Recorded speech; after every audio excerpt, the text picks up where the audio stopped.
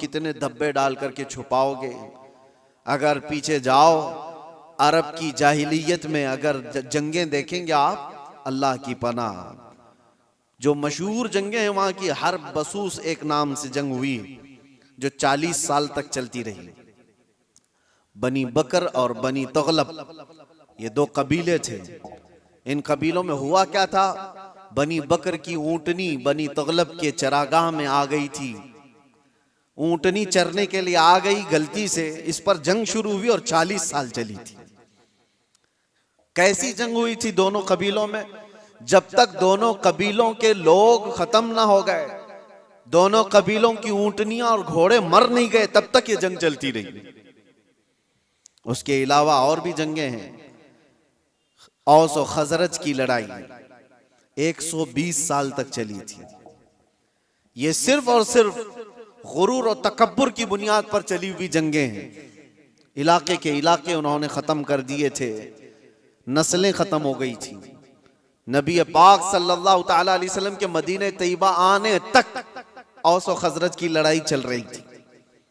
और अगर आप ये कहें ये अरबों की जहालत और इनकी निहायत ही बदमाशी का हाल होगा, तो ऐसा नहीं है मेरे अजीजों। उस जमाने में ईरान का भी वही हाल था, रोम का भी वही हाल था। जब ये किसी इलाके पर काबिज होते, आपको पता है कि एक ईरानी बादशाह ने फिलिस्तीन पर हमला किया था तो 1,40,000 फिलिस्तीनियों को ज़बह कर दिया था। और रोम वाले क्या करते थे, रोम के ईसाई जब यहूदियों पर काबिज होते थे तो उनके यहां तो मशगला था। हजारों लोग जब जंग में कैदी बनकर के आते थे तो इंटरटेनमेंट के लिए रोजाना मैदान सजाए जाते थे, और उसमें बड़े बड़े जो पहलवान हैं, जो सिपह सालार हैं, वो अपनी तलवार का जौहर दिखाने के लिए इन कैदियों को एक साथ मारते थे। और ये मुकाबला होता था कि एक वार में कितनी गर्दनें उड़ा सकता है आदमी। ये रोमियों के यहां मशगला था ही उनका।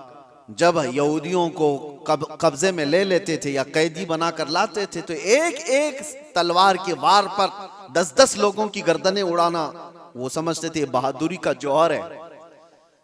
और कहीं पर उनको इस चीज का कोई अफसोस नहीं कि इंसान किस तरह काटे जाते हैं। एक तो आपको मैं बताऊं, बहुत मशहूर एक शख्स है जिसको डार्लिंग ऑफ ह्यूमन रेस कहा जाता है। तारीख में आप पढ़ लेना इसने क्या किया है। तकरीबन 60,000 के करीब यहूदियों को कब्जे में लेकर एक बहुत बड़े इलाके में उनको बांध दिया और जंगल के खतरनाक दरिंदे ला करके उनके ऊपर छोड़ दिए गए थे। वो नोच नोच करके खाते थे और ये लोग तमाशा देख देख कर तालियां बजाते थे। ये इंसानों की जिंदगियों के साथ जो तमाशे होते रहते थे, ये ईगो, ये उनका तकब्बुर, ये उनका गुरूर, किसी मफतूह कौम पर, मगलूब कौम पर वो अपने गुस्से की तमाम चीजें निकाल दिया करते थे। जब कभी किसी पर काबिज हुए, बैतुल मुकद्दस को कितनी मर्तबा खून में नहलाया गया आपको पता है। टाइटस के जमाने में पूरे फिलिस्तीन में ऐसी जंग हुई थी कि घोड़ों के टाप पूरे खून से भर जाया करते थे। जब भी घोड़ा किसी भी गली में जाए खून के बगैर नहीं आता था। ये सब तारीख महफूज है, हमारी लिखी हुई नहीं। ये गैर मुस्लिमों की लिखी हुई तारीखें मौजूद हैं जिन्होंने पूरी दुनिया में क्या तमाशे बनाए। और एक तरफ इस्लाम के खिलाफ प्रोपेगेंडा फैलाने वाले, उनको मैं दावत देता हूं, आओ मुताला करो, आओ मुताला करो। किसी भी जंग को छेड़ा नहीं गया था।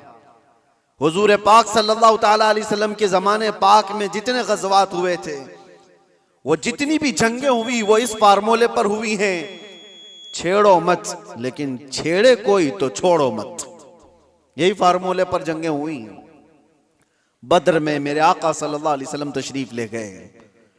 क्या बद्र को जबरदस्ती लड़ने के लिए बुलाया गया था?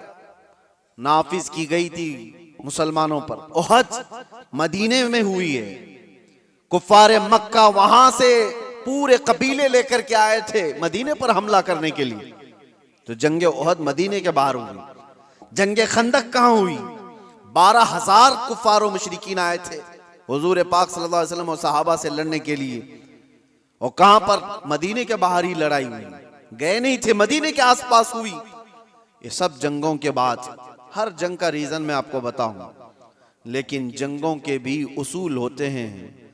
लेकिन दुनिया ये सिर्फ उसूल बताने के लिए कहती है, आज उस पर अमल कोई नहीं करता, अमल कोई नहीं करता। आप क्या समझते हैं ये जुल्म और बर्बरियत जो कुछ भी दुनिया में हुई किसी खास कौम के साथ है? सब कौमें इसमें मुलव्विस हैं, सब कौमें मुलव्विस हैं। हमारे यहाँ की कौमों के मुतालिक भी तारीख में आपको बताओ, हिंदुस्तान में भी क्या क्या होता रहा, कितनी बड़ी बड़ी जंगें हुई और कितने लोगों का कत्ले आम हुआ। राजाओं के, महाराजाओं के तख्त हासिल करने के लिए एक दूसरे की लड़ाइयों में कितने गिरजाघर तोड़े गए, कितने मंदिरों को तोड़ा गया, कितने माबदों को तोड़ा गया। ये सब चीजें तारीख में मौजूद हैं। लेकिन दुनिया इन सब से आंख बंद करके एक तरफ टारगेट की हुई है, सिर्फ इस्लाम, जबकि सबकी तारीखें भरी हुई। आपको अगर तारीख पढ़ना है तो आप उठा करके देखें किस राजे ने अपने तख्त बिछाने के लिए कितने लोगों को उस तख्त के नीचे दबाया है। आपको पता है ये जो पिरामिड्स बने थे उसके मुतालिक भी यही कहा जाता है, अहरामात मिस्र फराइना ने, वहां पर वो एक एक पत्थर पता नहीं कितने हजार किलो का है, इस तरह से वो जो बनाए गए उसमें हजारों ने, लाखों लोगों की लाशें खत्म हो गई हैं, कितने लाखों लोग मर गए उसमें। बादशाहों का निजाम यही रहा है, अपने हुसूल के लिए, अपने जाह के लिए, अपनी तलब के लिए इंसानों का कत्लेआम किया है, इंसानों का कत्लेआम किया। और जो वर्ल्ड वार फर्स्ट और वर्ल्ड वार सेकंड जो हुई इसकी भी तारीख उठा करके आप पढ़ो, किस लिए जंगें हुई आपस में। ये तो ज्यादा दूर नहीं है ना, 1920 1940 के बीच में, ये ज्यादा दूर नहीं है, अभी 100 साल पहले की बात आपको बता रहा हूं। फर्स्ट वर्ल्ड वार और सेकंड वर्ल्ड वार में जो लोगों की मौतें हुई हैं, फर्स्ट में तकरीबन 3 करोड़ लोग मारे गए, करोड़, 1 2 100 200 1000 2000 की बात नहीं कर रहा हूं, 3 करोड़। और सेकेंड वर्ल्ड वार में उससे भी ज्यादा लोग मारे गए, जख्मी हुए। ये सिर्फ और सिर्फ बादशाहों ने अपने तख्त के लिए, अपनी जमीनों के लिए लड़ाइयां लड़ी। और टोटल मेरे आका सल्लल्लाहु अलैहि वसल्लम ने अपनी जिंदगी पाक में 17 गज़वात में शिरकत फरमाई। कितने? 17 गज़वात में। और टोटल 17 गज़वात को मिलाएंगे तो 252 लोग मरे थे, इसके अलावा नहीं। 17 जंगों की जो लिस्ट बताई जाती है मेरे अजीजों, लेकिन फिर भी दुनिया को एतराज है इस्लामी जंगों से। आपको मैं बताऊं, जंगों के उसूल होते हैं, उसलूब होते हैं, तरीक़ेकार होते हैं, लेकिन किसी ने अमल नहीं करना है उस पर। गुआंतानामो बे जेल के मुतालिक सुना होगा, अबू गुरैब जेल के मुतालिक आपने सुना होगा, अमेरिकी लोगों ने जो इराक जंग के बाद वहां के कैदियों के साथ सलूक किया है। यह हमने नहीं है, ह्यूमन राइट्स की तंजीमों ने लिखा है, इसको तारीख में मौजूद है। कैदियों को लिटा करके उनके ऊपर कुत्ते छोड़ दिए जाते थे, कैदियों को बांध करके उनके मुंह पर पेशाब किया जाता था और उनको गलाजत खाने पर मजबूर किया जाता। इंसानियत से गिरे हुए हरकतें। एक जालिम जब नशा के गुरूर में आता है तो ऐसी हरकतें करता है, लेकिन जिसके सीने में ईमान हो वो क्या करता है? अल्लाहु अकबर।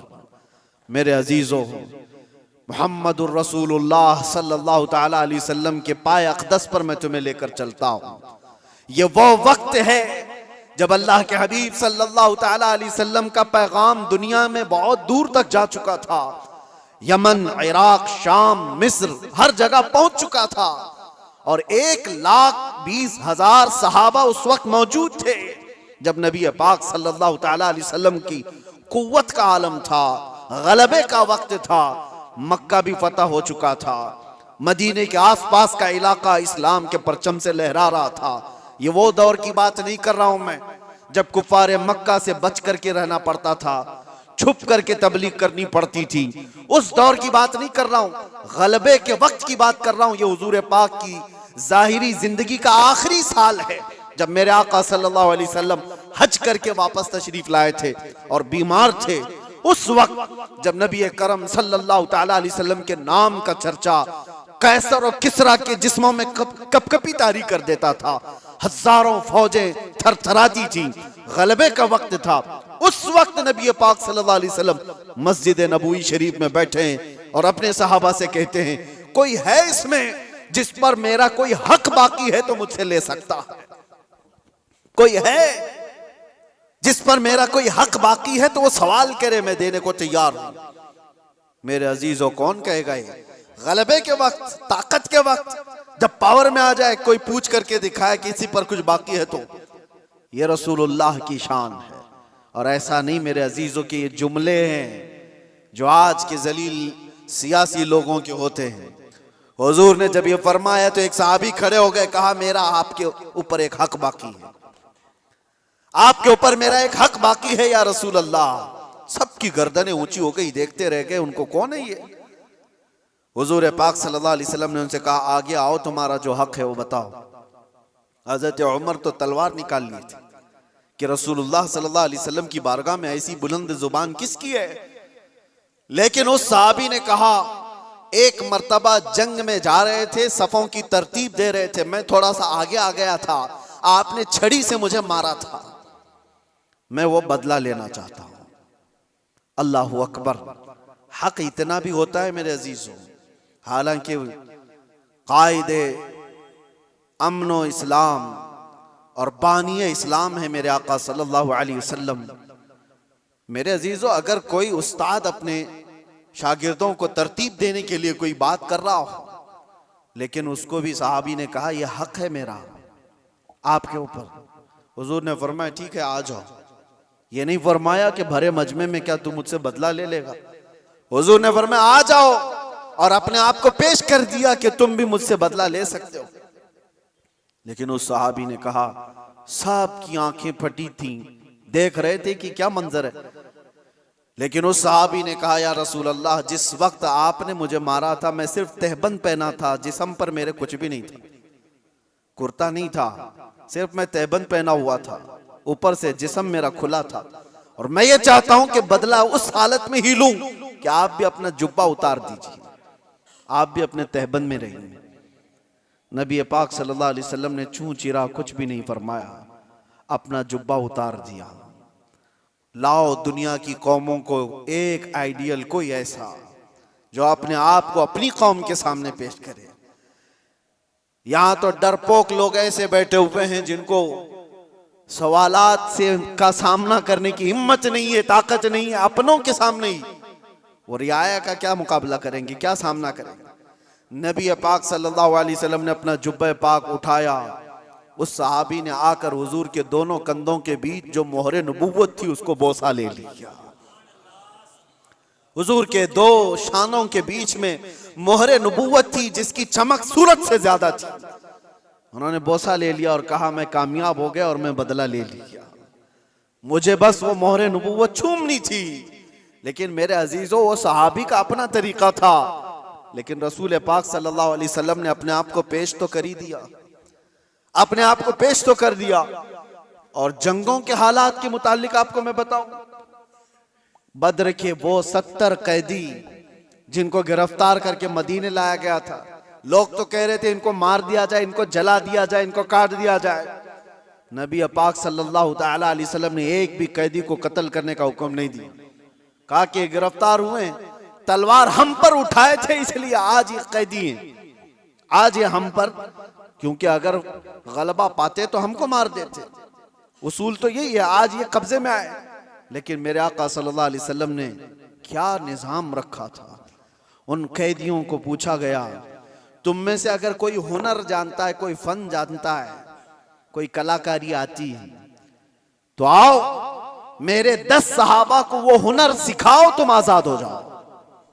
ये दुनिया में पहला ऐसा मंजर है कि जंग में कैदी जो गिरफ्तार होकर के आए, उनको ये ऑप्शन रखा गया माल नहीं है तुम्हारे पास फिदिया देने के लिए, कुछ नहीं है, लेकिन कोई हुनर जानते हो तो 10 सहाबा को वो हुनर सिखाओ, तुम आजाद हो जाओ।